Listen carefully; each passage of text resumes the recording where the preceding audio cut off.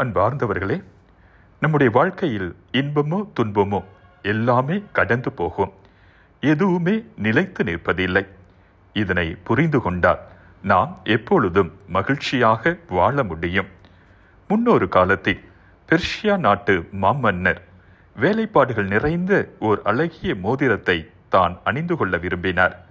அந்த மோதிரத்தில் தனக்கு ஏற்படும் துன்ப நேரத்தில் ஆறுதல் அளிக்கும் சில வார்த்தைகளையும் பொறிக்க விரும்பினார். அத்தகைய ஞானமுள்ள வார்த்தைகளை கூறுபவர்களுக்கு மிக சிறந்த பரிசளிப்பதாகவும் கூறினார். ஏராளமானோர் தங்களுடைய ஆலோசனைகளை பரிந்துரைத்தனர். அவர்கள் கூறிய எந்த வார்த்தைகளும் எந்த கருத்துக்களும் அந்த மாமன்னனின் விருப்பத்திற்கு ஏற்றதாக இல்லை. அப்போது ஒரு இஸ்லாமிய துறவி அரண்மனைக்கு வந்தார். அரசர் தன்னுடைய கேள்வியை அந்த துறவியிடம் கேட்டார்.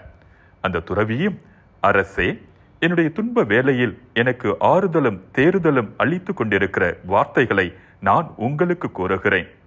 இதுவும் கடந்து போகும் என்பவைத்தான் அந்த வார்த்தைகள். இந்த வார்த்தைகள் அரசனுடைய உள்ளத்தை தொட்டன. உடனே தன்னுடைய மோதிரத்தில் அந்த வார்த்தைகளை பொறித்து வைத்தார்.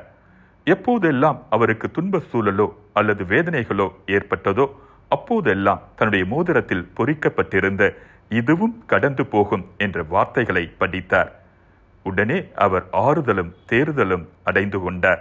அவருடைய இதயமும் நம்பிக்கையால் நிரம்புவதை பார்த்தார்.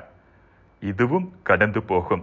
இவைதான் நம்முடைய வாழ்க்கையை எப்பொழுதும் மகிழ்ச்சியாக வைத்திருக்கக்கூடிய மந்திர வார்த்தைகள்.